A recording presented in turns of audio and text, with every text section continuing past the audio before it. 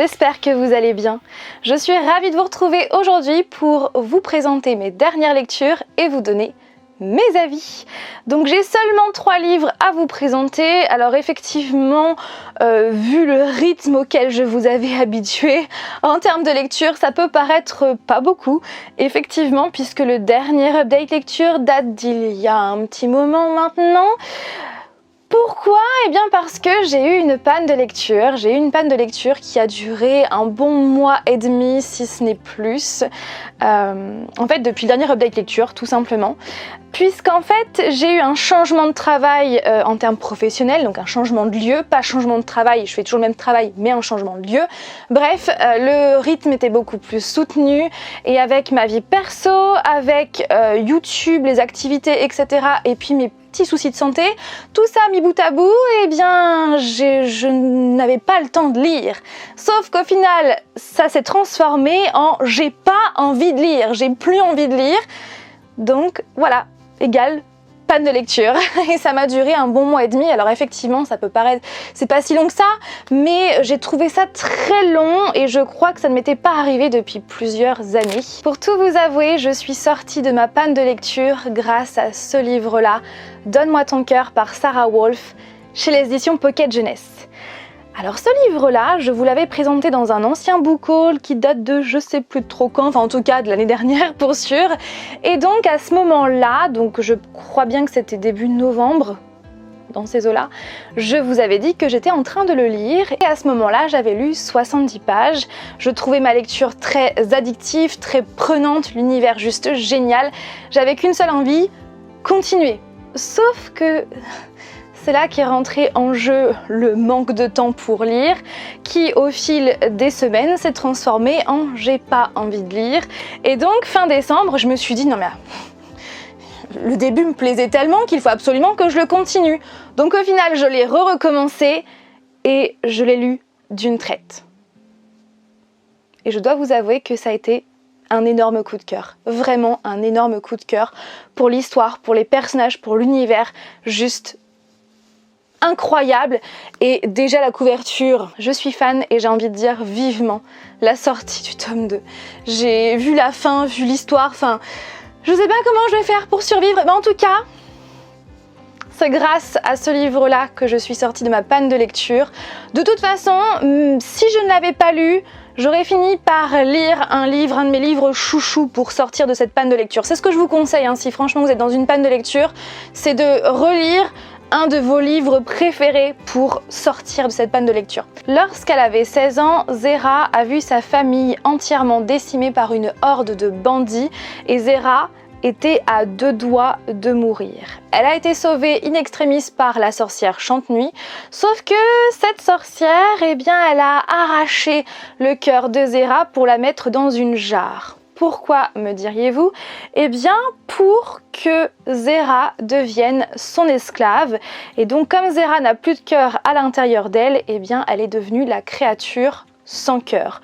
Une créature qui se nourrit de chair fraîche. Cela fait donc maintenant 3 ans qu'elle est au service de la sorcière et qu'elle est d'une sans cœur. Et donc son rêve à elle, le rêve de Zéra, c'est d'être enfin libre, de retrouver son cœur et de vivre la vie qu'elle souhaite, tout simplement. Mais un jour, elle va devoir, eh bien, pour éviter une guerre entre les sorcières et les humains, elle va devoir conquérir le prince héritier du trône de la ville d'à côté, dont je ne me souviens plus le nom, n'est-ce pas ? Donc le prince Lucien. Donc elle doit le conquérir pour ensuite lui arracher le cœur pour que lui-même devienne un sans-cœur. Sauf que ce qu'elle n'avait pas prévu, c'est que de vrais sentiments entrent en jeu. Et je ne vous en dis pas plus. C'est vraiment une histoire qui est géniale, avec un contexte, puisque c'est quand même un contexte assez moyenâgeux que je trouve vraiment hyper intéressant.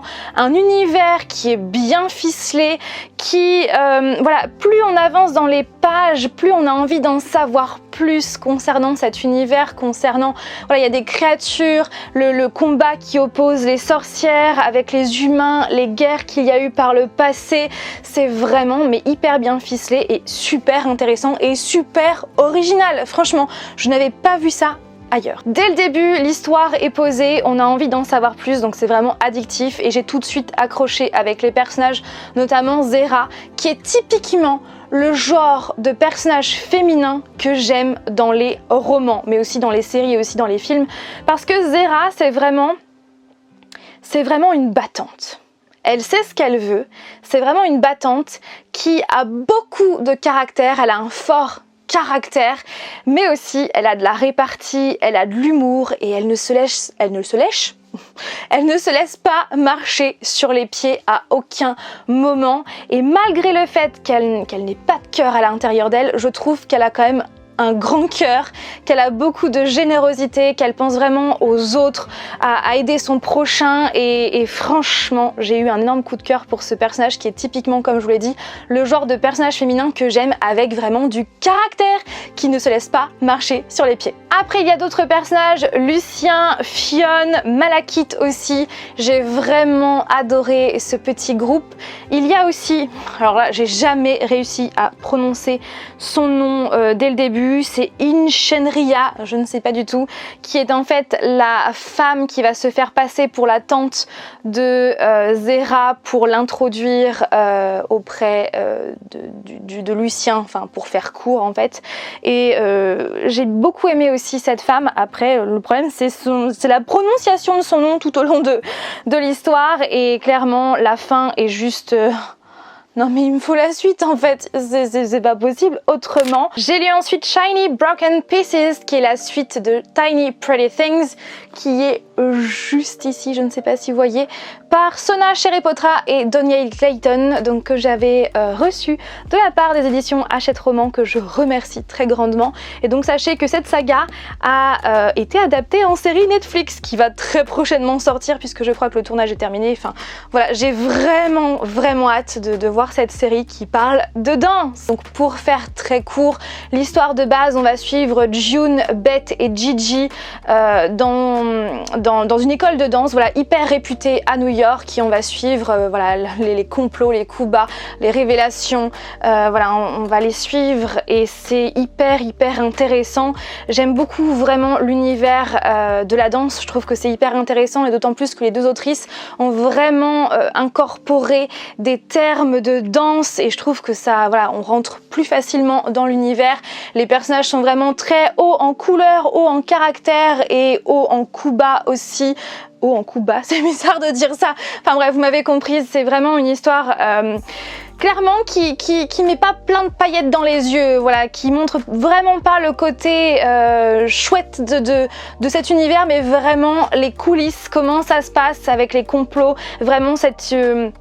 aspect compétitif entre les danseurs et j'avais vraiment beaucoup aimé le tome 1 et le tome 2 est dans la même lignée, on suit toujours les mêmes personnages et j'ai vraiment passé un excellent moment. Après peut-être que j'ai préféré le tome 1 parce qu'il y a quand même plus de surprises dans le tome 1 que dans le tome 2, mais après voilà, le tome 2 est dans la même lignée que le 1. Il y a certains personnages, non j'ai pas envie de vous dire, mais ouais, il y a quand même des... Non, je vous dis rien.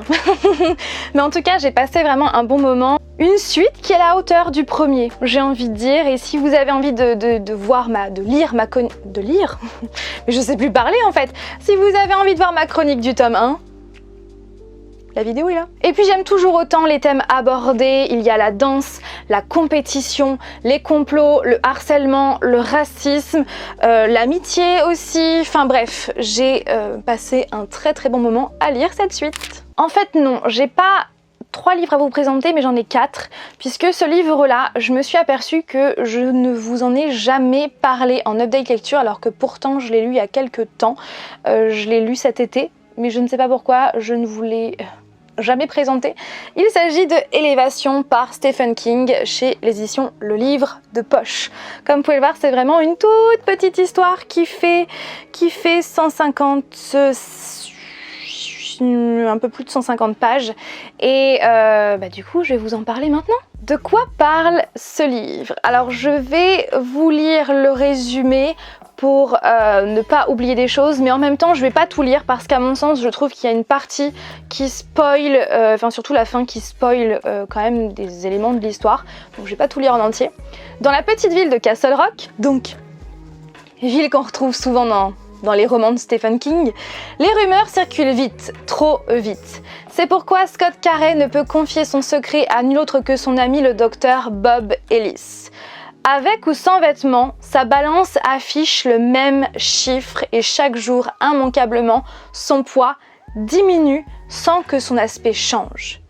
Que se passera-t-il quand il ne pèsera plus rien? Voilà, et je ne vous lis pas la suite parce qu'à mon sens, ça spoil. Alors même si je ne l'ai pas lu récemment, je me souviens très bien de mon avis, voilà, j'ai passé un bon moment quand je l'ai lu cet été. Je me souviens même que je l'ai lu à la plage, c'est pourquoi il est un peu gondolé juste là, et j'avais passé vraiment un bon moment à le lire. Après, sachez que ce n'est pas...